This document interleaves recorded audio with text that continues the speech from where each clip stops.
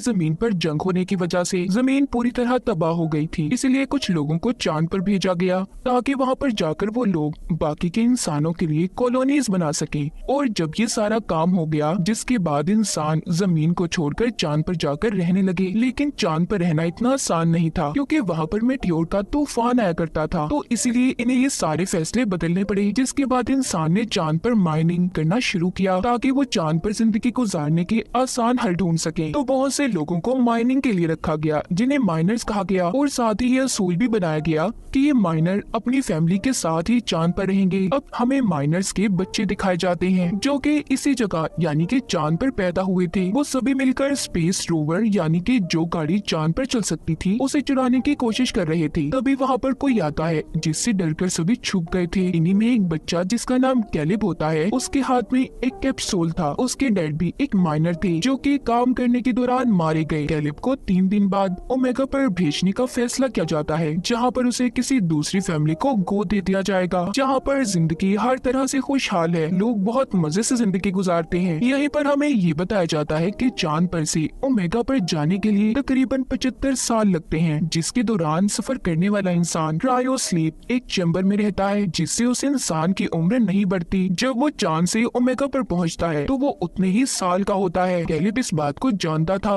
उसे ओमेगा तक जाने में 75 साल लगेंगे, लेकिन कैलिब यहाँ से नहीं जाना चाहता था। वो जानता था कि फिर वो कभी अपने दोस्तों से नहीं मिल पाएगा। उसे एक लेडी बताती है कि अगले दिन मेटियोर का तूफान शुरू होने वाला है, जिसके बाद तुम्हें ओमेगा के लिए रवाना होना होगा। कैलिब को अपने डैड की बहुत याद आ रही थी। वो याद करता है कि कैसे वो बहुत ऊंचाई पर जाकर यहाँ के बेस में अपने डैड के साथ जाकर बैठा करता था। उसे याद आता है कि उसके डैड ने उसे बताया था कि चांद के उस पार कोई खतरनाक चीज आकर टकराई, जिससे वहाँ पर एक क्रेटर एक गड्ढा बन गया। तुम एक बार उस जगह जाकर लाजमी देखना। मगर चांद के उस पार किसी भी इंसान को जाना मना था। और जिस कैप्सूल को हमने कैलिब के हाथ में देखा, वो एक गार्ड ने उसे दिया था, जो उसे उसके डैड की राख में से मिला था। तभी जब कैलिब बैठा ये सब सोच रहा था, तो उसके पास उसके 3 दोस्त आते हैं, जो उसके जाने की वजह से बहुत दुखी थे। इनमें से एक दोस्त जिसका नाम डेलन होता है, वो कैलिब के डैड की आखिरी ख्वाहिश को जानता था, जो क्रेटर के पास जाने की थी। डेलन कहता है, क्यों ना तुम्हारे जाने से पहले हम उस क्रेटर को देख कर आए, इस तरह तुम्हारी डैड की आखिरी ख्वाहिश भी पूरी हो जाएगी। लेकिन ये सब कुछ इतना आसान नहीं था। इन्हें वहाँ पर जाने के लिए जिन जिन चीजों की जरूरत होती है, ये उन चीजों को इकट्ठा करते हैं। अब इन्हें यहाँ से बाहर जाने के लिए कोड की जरूरत थी। डेलन बताता है कि यहाँ पर एक लड़की है जिसका नाम एडिसन है। एडिसन कुछ दिन पहले ही जमीन से चांद पर शिफ्ट हुई थी। उसका कोई दोस्त भी नहीं था, वो एक साइंटिस्ट की बेटी थी। तो डेलन कहता है, क्या पता उसको कोड के बारे में पता हो। जब वो एडिसन से बात करने जाता है तो वो उससे कोई बात नहीं करती और वहाँ से चली जाती है। ये देखकर डेलन उसके पीछे जाता है और उसे अब सारी बात के बारे में बताता है। वो कहता है, मैं शुरू से ही तुमसे दोस्ती करना चाहता था, चाहे सब लोग तुम्हें अजीब समझते हो। एडिसन सब सुनकर कहती है, ठीक है, मैं तुम लोगों की मदद करने के लिए तैयार हूँ, पर तुम्हारे इस मिशन में मैं भी तुम्हारे साथ जाऊंगी। डेलन उसकी बात सुनकर उसे अपने साथ ले जाने के लिए तैयार हो जाता है। सभी बच्चे रोवर स्पेस के पास पहुंच गए हैं। वो सभी उसे चुरा रहे थे। कैलिब उसके अलार्म की तार को पहले ही खींच देता है ताकि उसका अलार्म ना बज पाए। फिर वो एडिसन का बताया हुआ कोड डालता है, जिससे कि दरवाजा खुल गया था। ये सभी अब जाने के लिए तैयार थे। रोवर को चलाने की जिम्मेदारी डेलन पर थी, क्योंकि इन सब में से वो ही ड्राइविंग जानता था। ये सब वहाँ से निकल जाते हैं। इन्होंने पहली बार चांद की सतह को देखा था। सभी बहुत खुश थे, मगर इन लोगों को मेटियोर के तूफान के आने से पहले वापिस आना था, क्योंकि जब मेटियोर की बारिश होती है तो बेस में लॉकडाउन कर दिया जाता था। सफर के दौरान सभी अपने बारे में बताने लगते हैं। कैलिब बताता है कि मेरे डैड ने मुझे बताया था कि कैसे लोगों को चांद पर भेजा गया और फिर उनसे माइनिंग करवाई गई, मगर चांद पर रहकर माइनिंग करने के काम को कोई भी इंसान लगातार नहीं कर पाता। जैसा कि अगर वो इंसान काम के दौरान मर जाए तो उसके बेटे या फिर उसके फैमिली के किसी भी इंसान को उस काम को पूरा करना होगा। बस इसके लिए शर्त ये होती है कि उस इंसान के बेटे की उम्र 18 साल होनी चाहिए। अगर वो इससे कम उम्र का होगा तो ऐसे ही उसे किसी दूसरी फैमिली को गोद दे दिया जाएगा, जो ओमेगा प्लेनेट पर रहते होंगे। जिन्होंने चांद पर भेजा था वो तो हंसी खुशी अपनी जिंदगी ओमेगा पर जाकर गुजारने लगे। एडिसन कहती है, तो क्या हुआ, एक माइनिंग करने का ही तो काम दिया गया था जो सिर्फ 20 साल तक करना है। एडिसन एक साइंटिस्ट की बेटी थी, तो उसे असल बात के बारे में नहीं पता था। यहाँ पर डेलन उसे सारी बात समझाता है कि अगर माइनिंग करता हुआ इंसान मर जाए तो उसके बेटे को बाकी के साल पूरे करने होते हैं। ये सुनकर एडिसन थोड़ा हैरान थी। अब आगे का रास्ता इन्हें पैदल चलकर तय करना था। सभी अपने अपने स्पेस सूट पहन लेते हैं। एडिसन का सूट इन सब में थोड़ा अलग था और अच्छा भी। खैर ये बाहर आते हैं जहाँ पर ग्रेविटेशनल फोर्स ना होने की वजह से सभी बहुत ऊंची छलांगे लगा रहे थे। सभी यहाँ पर खेलने लगते हैं। एडिसन की नजर जब जमीन प्लेनेट पर पड़ती है तो थोड़ा उदास हो जाती है और जमीन पर अपने गुजरे पलों को याद करने लगी थी। जब एडिसन वापस आती है तो देखती है कैलेब, डेलन सभी एक ऑक्सीजन गैस के कंटेनर की मदद से स्पेस में ऊंचाई तक जा रहे थे।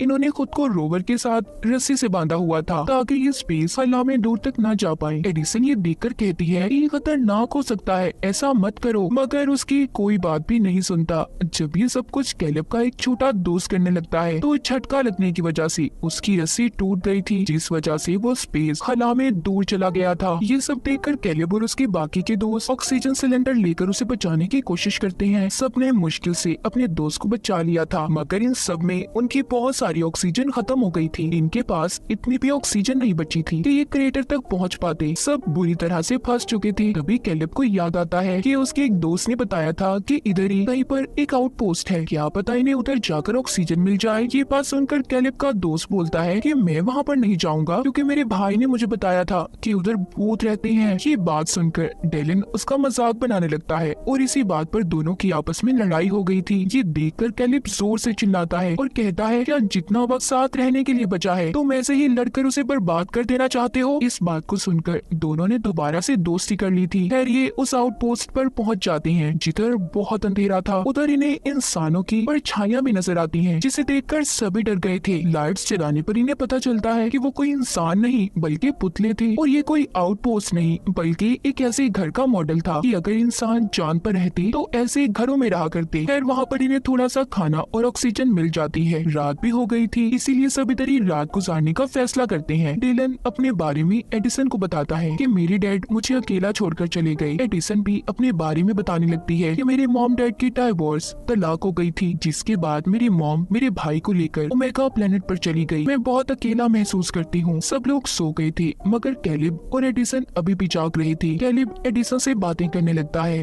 वो कहता है कि मेरे डैड की मौत के बाद मुझे मेरे दोस्त डेलन ने सहारा दिया, वो ही मेरा सब कुछ है। मैं ओमेगा पर चला जाऊंगा, डेलन बिल्कुल अकेला रह जाएगा, तो इसलिए मेरे जाने के बाद हमेशा उसके साथ रहना। मुझसे वादा करो एडिसन। उसने भी कैलेब से वादा कर लिया था। जब सुबह होती है तो ये लोग दोबारा से अपना सफर शुरू करते हैं, मगर अब इनकी रोवर की बैटरी खत्म हो गई थी।